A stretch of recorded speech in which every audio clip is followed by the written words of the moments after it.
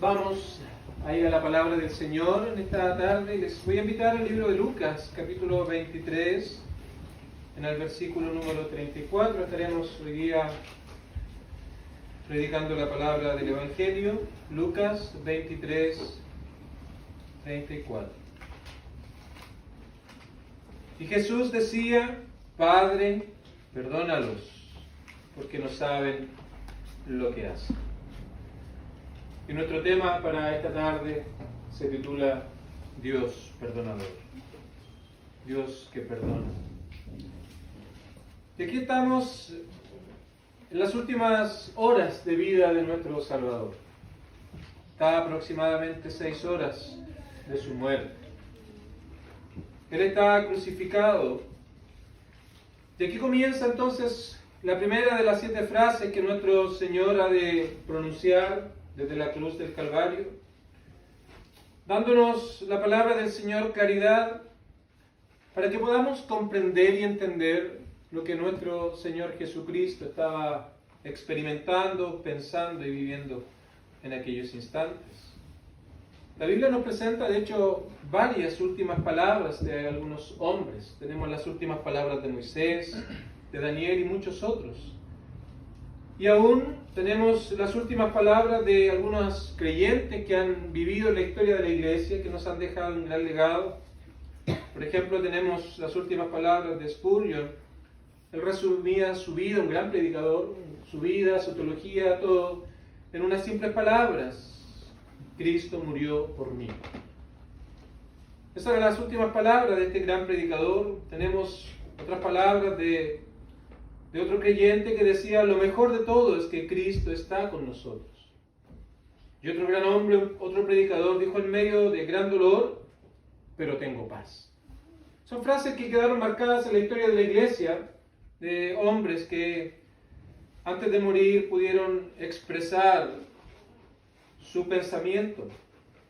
Pero aquí tenemos las palabras de nuestro amado Salvador, que dicho sea de paso, fueron profetizadas 1000 años antes de que ocurriera el evento que narramos aquí en el libro de Lucas, en el Salmo 22. Cada una de las frases de Cristo están presentes en aquel Salmo. Y en estas hermosas palabras que vamos a ver, la primera frase: Padre, perdónalos porque no saben lo que hacen. Vamos a ver el carácter, la obediencia de Cristo, pero a la vez el gran amor de Dios por pecadores. Y aquí estamos entonces en el Calvario, que es el corazón mismo del Evangelio. Lo que está ocurriendo allí es el corazón de nuestra fe. No habría cristianismo sin Calvario, no habría salvación sin Calvario, no habría esperanza sin Calvario, no habría perdón de pecados sin lo que ocurrió allí en la cruz del Calvario, en aquel gran evento, el más grande evento que el hombre puede conocer. No habría ninguna buena nueva de Dios para el hombre, no habría ninguna esperanza para el ser humano, no habría absolutamente nada sin lo que nuestro Señor hizo allí. 6 horas terribles, 6 horas de dolor, 6 horas de angustia, donde el Salvador sufrió, murió, no solo en su cuerpo, que usualmente las películas pueden presentar el dolor físico que está experimentando el Señor, pero aquello no es nada, absolutamente nada en comparación con el sufrimiento que Él estaba e iba a experimentar en su alma cuando se entregó a sufrir por las consecuencias del pecado de todos aquellos que iban a creer en Él. El Calvario, entonces, es esencial para nosotros. Es central, no podemos obviarlo, debemos considerarlo con absoluta seriedad. Un Dios santo, perfecto, justo, bueno, amoroso, tierno, que no puede tener comunión con nosotros producto de nuestro pecado, de nuestra maldad, de nuestra injusticia, de nuestro odio. Él allí entonces pagó las consecuencias de nuestro pecado, de tal manera que ahora nosotros, por medio de Cristo, pudiéramos tener comunión con Dios, pudiéramos ser reconciliados con Dios, pudiéramos alcanzar la vida eterna, el perdón de pecados. Y en la medida que pensamos en su misericordia, en su bondad, es obvio que más nos cuesta entender ese gran precio, ese gran pago que tuvo que ocurrir allí en la cruz del Calvario. Así que tenemos aquí el Calvario. Horas antes tenemos el Getsemaní, donde nuestro Señor se entregó en una oración profunda, en una oración en agonía, porque sabía lo que venía, sabía el sufrimiento que iba a experimentar y estaba siendo aplastado por aquello. Así lo presenta uno de los evangelios, que estaba completamente angustiado al saber lo que él iba a tener que realizar un par de horas después. Pero aquello no fue una excusa para no hacerlo. Más bien el obediente se paró de aquella oración y fue a aquellos que lo entregaban para precisamente ir a aquel lugar donde él iba a hacer la gran obra de salvación. Luego tenemos la traición en el capítulo número 22 del libro de Lucas. Luego tenemos el arresto, el mismo capítulo número 22. Luego viene cómo fue escarnecido, cómo fue azotado, cómo fue castigado, su rostro desfigurado por los golpes, su espalda desgarrada por los azotes. Y mucha gente curiosa estaba ahí alrededor, mirando, observando todo lo que estaba pasando. Y no solamente estaban mirando, sino a veces se alegraban del espectáculo que estaban mirando y que estaban haciendo en contra de Cristo. Fue juzgado, fue llevado de aquí para allá, y durante esos juicios hicieron un literal show para poder entretener a esa multitud burlona, toda una falsedad en horarios que no correspondían, pruebas que no eran tales, testigos falsos. Todo era un montaje, un verdadero montaje. Le pusieron una túnica púrpura, una corona de espinas, le pasaron una caña para burlarse de él, de que era rey de los judíos. Hacía reverencia, se inclinaban. Todo aquello fue previo al Calvario. Luego fue clavado en la cruz, dice el versículo número 35 del libro de Lucas 23, dice: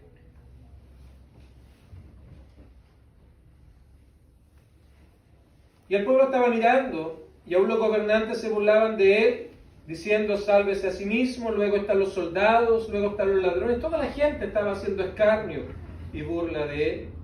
Ahora, la crucifixión para los romanos no era algo trivial, no era algo novedoso.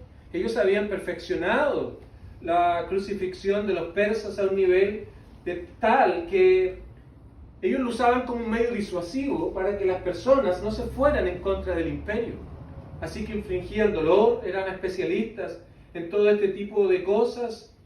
Así que los soldados eran hombres duros. No estamos hablando de soldados débiles, no estamos hablando de soldados que no sabían usar los métodos para todo aquello. Eran hombres preparados, hombres endurecidos, de tal manera que dar dolor para ellos no significaba absolutamente nada. De hecho, lo disfrutaban.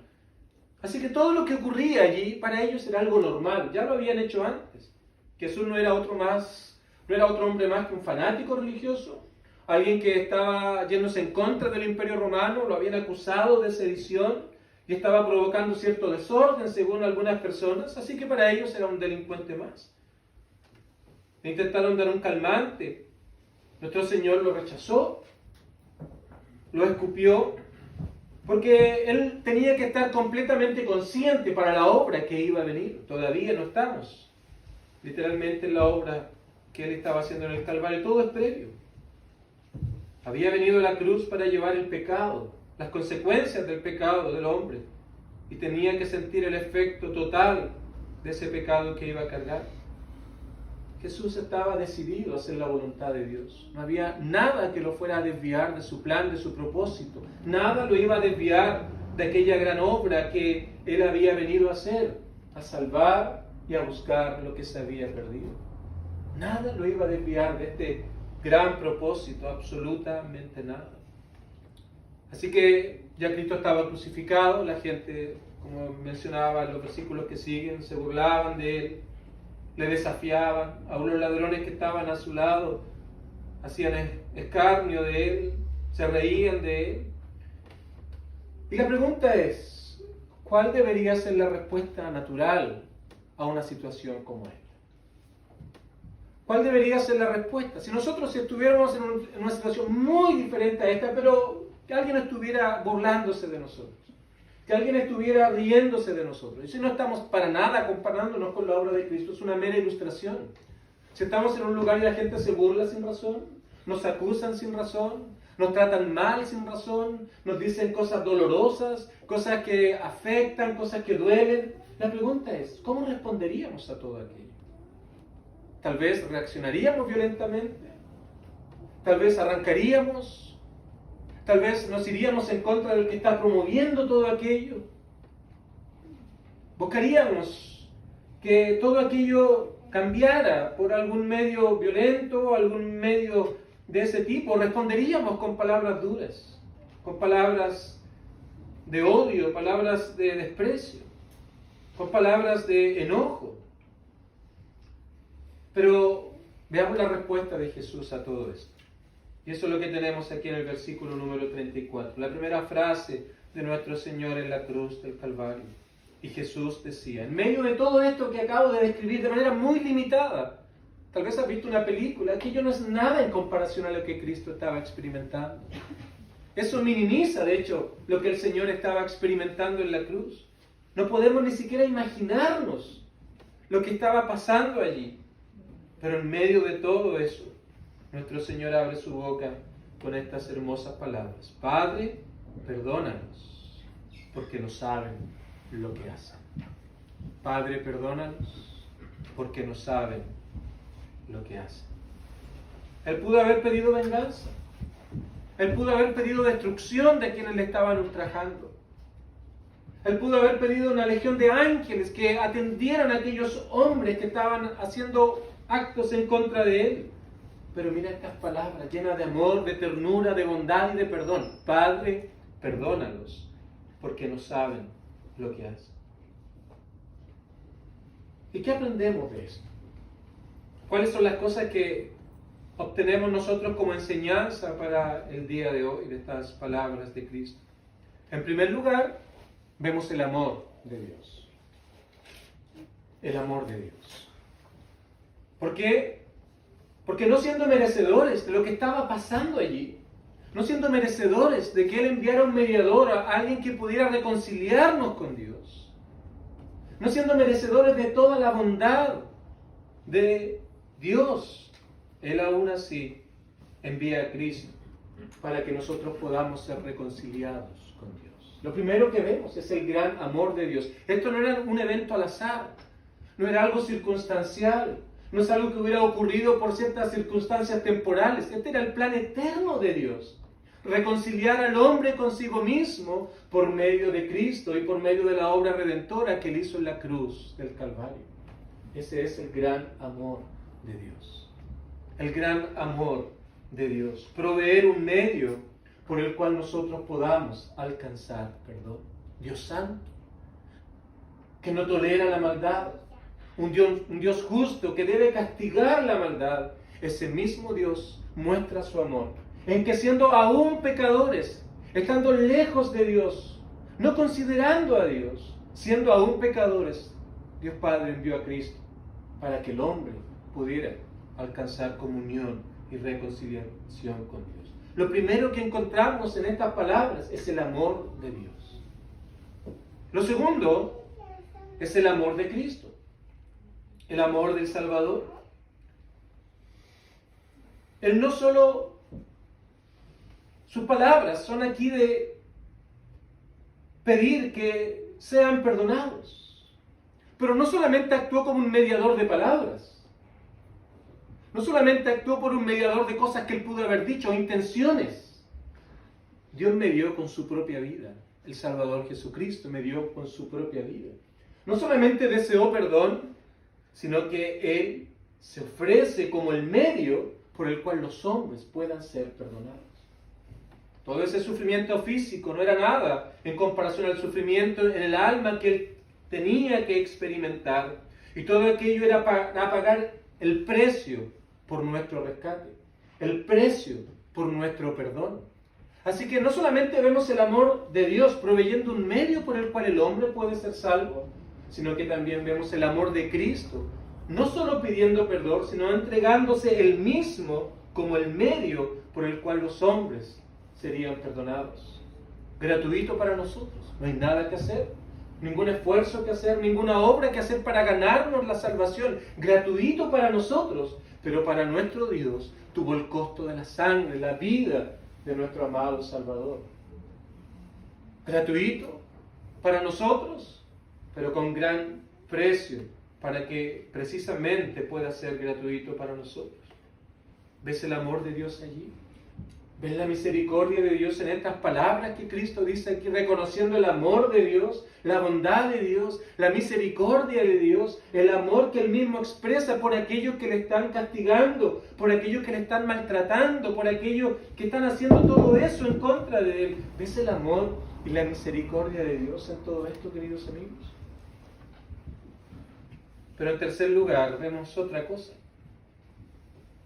Además del amor de Dios, del amor, la entrega de Cristo, vemos la terrible realidad del ser humano. La terrible realidad del hombre. Porque esta frase muestra la ceguera espiritual del ser humano por naturaleza. Padre, perdónalos, porque no saben lo que hacen. Muestra la realidad del hombre sin Dios. ¿Cuáles son aquellas cosas que el hombre no sabe? ¿Cuáles son aquellas cosas que el hombre ignora? En primer lugar, su condición espiritual. Alguien dice, pero yo no soy tan malo, yo hago el bien a mi prójimo, hago el bien a quien pueda. La verdad es que hago buenas cosas constantemente. No me puedes comparar con alguien que ha matado, que ha asesinado, que ha hecho cosas terribles. Yo no soy tan malo. El problema aquí no es el grado de maldad. Aquí no es el grado de descomposición que algo pueda tener, sino que es la realidad inherente al ser del hombre. Usemos la siguiente ilustración. Todos conocemos a alguien que haya muerto. Hemos estado allí en un velorio tal vez, hemos visto el cuerpo de aquel que ha fallecido en un ataúd, tal vez lo hemos mirado, está allí. Pareciera que en muchos aspectos estuviera durmiendo porque está bastante bien presentado. Pero ¿cuál es la realidad de esa persona? Está muerta. Pero si piensas que vieras a un cuerpo, ya no muerto el día de ayer o hace 2 días, sino llevando 1 mes, 2 meses o 3 meses de muerto, estaría en una completa descomposición. El olor sería algo terrible. Sería algo que no podríamos estar ahí probablemente. La descomposición es diferente, pero la realidad es la misma. Están muertos. No hay vida en ellos.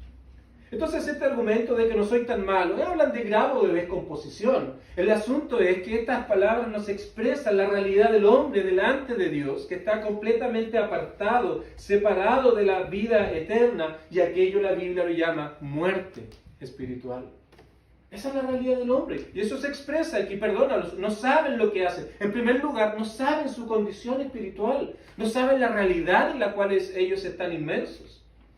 En segundo lugar, son ignorantes acerca de las consecuencias de esta condición. Usualmente, algunos predicadores decían, el borrachito va contento y feliz al infierno. No sabe. El hombre que está muerto espiritual en esta condición no sabe el destino eterno de sus almas.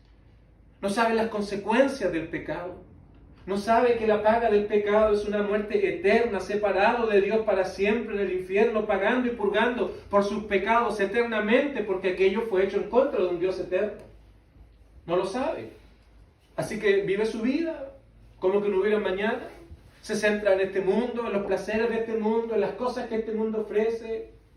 No está interesado en Dios, no le busca, no quiere en absoluto someterse a Dios, porque ignora las consecuencias de esta condición. Así que piensa que toda la vida consiste en este mundo. No piensa en el más allá, no piensa en la eternidad, no piensa en ese momento cuando dejará de respirar y su cuerpo va a ir a la tierra y su alma se va a presentar a Dios para dar cuentas. No, aquellas cosas no están en su mente, las ignora, no saben lo que hacen.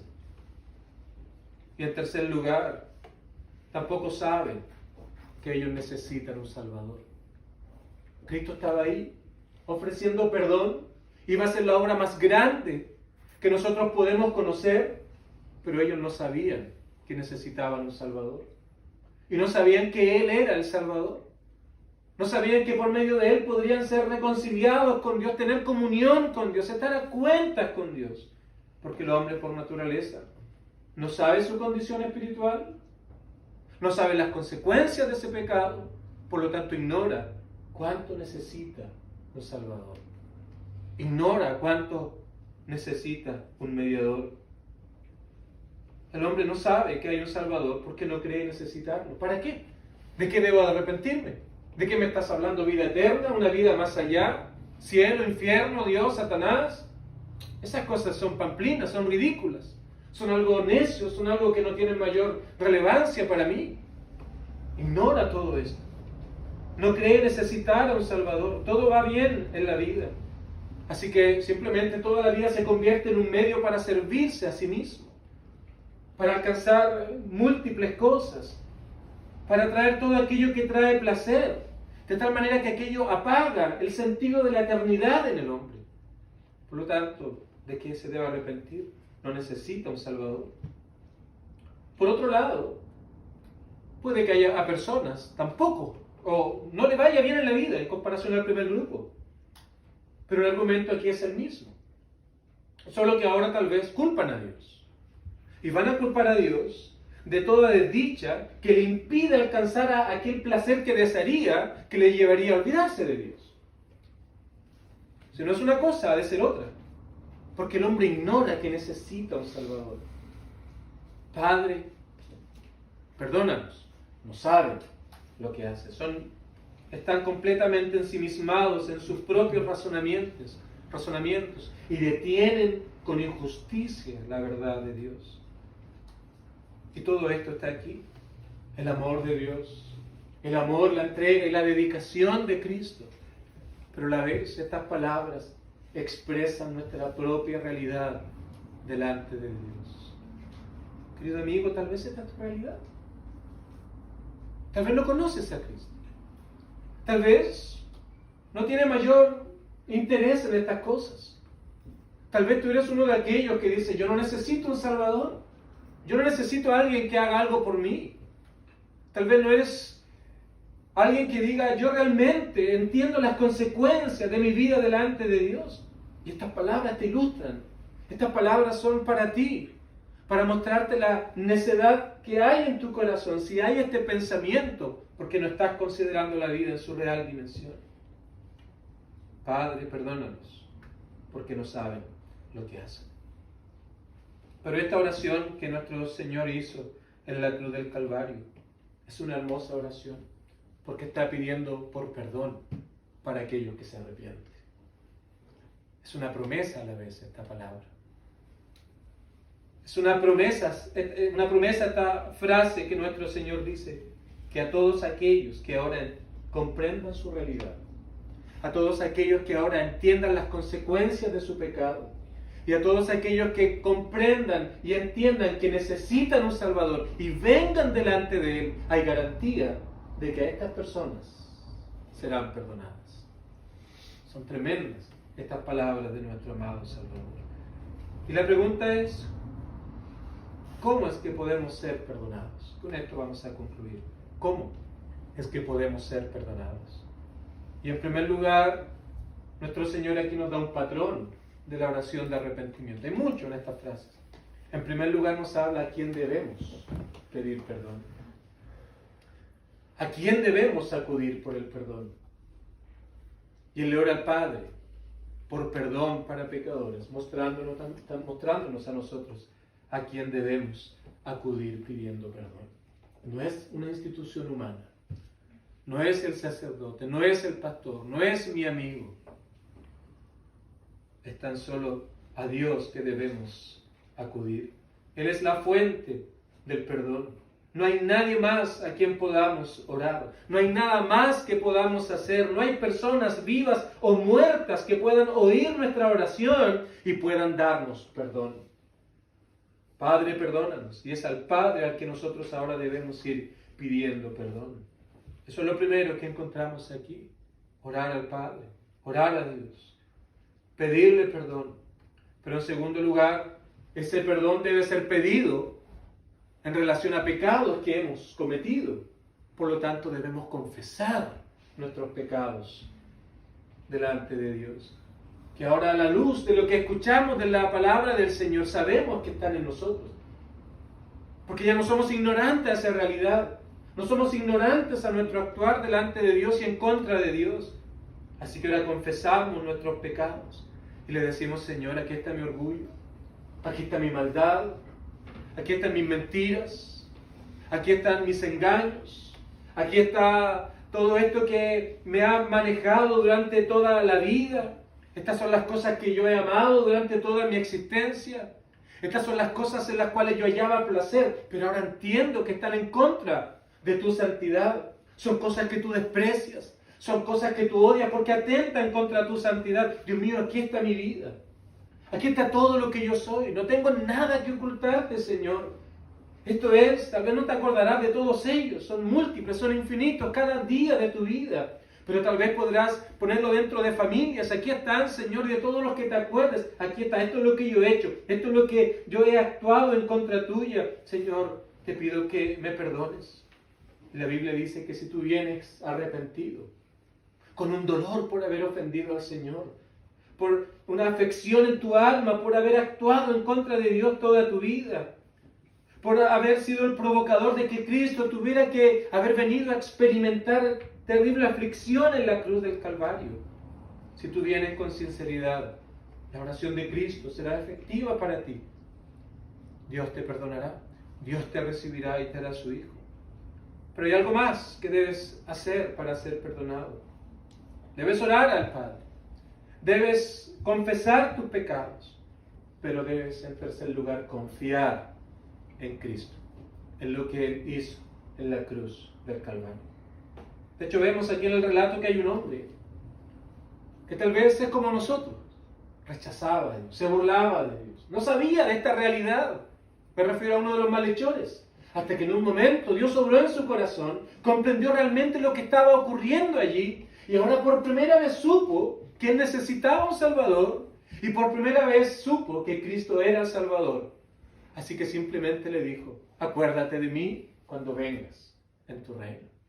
Ese hombre confesó su pecado en los versículos, no es mi tema hoy día. Confesó su pecado, confesó lo que había hecho, se sintió pecador por la obra de Dios en él y luego confió en Cristo. Acuérdate de mí cuando vengas en tu reino. Es reconocer que Él llevó las consecuencias del pecado. Él pagó el precio por nuestro rescate. Algo que es gratuito para nosotros, que no tenemos nada que hacer. Costó la sangre, la vida de nuestro Salvador en la cruz. Reconoces que no hay ya nada que agregar a lo que Cristo hizo. Ya no hay nada que añadir a la obra del Salvador. Tan solo te aferras a Él. Querido amigo, eso es fe. La fe no te salva. Es el objeto de la fe lo que te salva. Y la fe es como esa mano que te hace apropiar de lo que Cristo hizo en la cruz del Calvario. Eso es fe. Eso es confiar en Cristo. Es aferrarse a Él. Es aferrarse a su obra redentora y decir que fuera de Cristo, fuera de lo que Él hizo, no hay absolutamente nada que pueda dar perdón a tu alma. Es confiar en Cristo con todo tu corazón. Pero querido amigo, nuestro Señor aquí no ora por aquellos que son moralmente aceptables ante la sociedad. Él no pide perdón para cierto grupo de personas. De hecho, lo hace en relación a ellos, a todos ellos que estaban allí haciendo cosas en contra de Él, dándonos a entender también que el perdón de Dios no tiene límites. No tiene límite hacia el hombre en la práctica de su pecado. Todo lo que pueda haber hecho, Dios lo puede perdonar, pero también no tiene límite porque el perdón es para todo tipo de personas. Para todo tipo de personas. Y si vienes a Cristo, reconociendo que aquel castigo tú lo debías recibir, y reconociendo que aún no hubieras recibido ese castigo, jamás hubieras podido pagar por tu pecado, reconoces entonces que Cristo hizo la obra que tú no puedes hacer, crees en Él, la Biblia dice que serás perdonado. Puedes estar abiertamente en contra de Dios, o puedes ser alguien moralmente aceptable en la sociedad, un buen vecino, un buen amigo, un buen hijo, un buen padre. Pero la realidad que se nos presenta aquí es que tu condición espiritual es estar lejos de Dios. Las consecuencias de esa vida es estar condenado por la eternidad. En tercer lugar, la consecuencia es que necesitas un Salvador. Puedes estar, insisto, abiertamente en contra de Dios o ser una persona moralmente correcta. Pero tú necesitas reconocer todo esto. El perdón es para todo. Más allá del grado de descomposición del cuerpo, el estado de muerte es igual para todos. No hay vida en aquellos. Y concluyo. Querido amigo, no vas a encontrar una muestra de amor más grande que esta en la historia de la humanidad. No vas a hallar algo como esto. No vas a encontrar algo como esto. Que Cristo, siendo Dios, vino, se humanó, pagó el precio en la cruz del Calvario, llevó terrible aflicción, no solamente en su cuerpo físico, algo lamentable, por cierto, sino cuando la ira de Dios fue cargada sobre él en la cruz, para que pudiera pagar por el pecado de todos aquellos que iban a creer en él. Para que el hombre ahora pueda tener comunión con Dios, pueda ser reconciliado con Dios, pueda pasar de muerte a vida. Así que podemos seguir lamentándonos, mirando el sufrimiento físico de Cristo. Podemos seguir mirando películas para llorar tal vez por lo que está pasando allí. Pero la gran obra que Cristo iba a realizar precisamente fue lo invisible para nosotros. Cuando las tinieblas cubrieron la tierra y Él fuera a pagar por el pecado de aquellos que vendrían delante de Él. Así que la cruz no es más que una maravillosa ilustración de la gran misericordia y el amor de Dios. El Calvario no es más que esa demostración del amor de Dios, la justicia de Dios, la santidad de Dios obrando allí en contra de Cristo y en favor de pecadores, para que podamos decir como el apóstol, mas Dios muestra su amor para con nosotros, en que siendo aún pecadores, Cristo murió por nosotros. Y podemos, o puede continuar diciendo, o el hombre puede continuar diciendo que Dios no tiene amor. Eso no es más que una demostración de que lo que nuestro Salvador dijo aquí, ellos no saben lo que hacen. Ven a Cristo, ven a Él, recíbele, o sea, búscale, pídele al Señor que te reciba, pídele que puedas entender estas cosas, que traiga nueva vida a ti. Mira el Calvario, mira lo que Cristo tuvo que experimentar para que nosotros hoy día, por medio de Él, podamos recibir, podamos alcanzar y podamos tener salvación y vida eterna. Que el Señor nos ayude.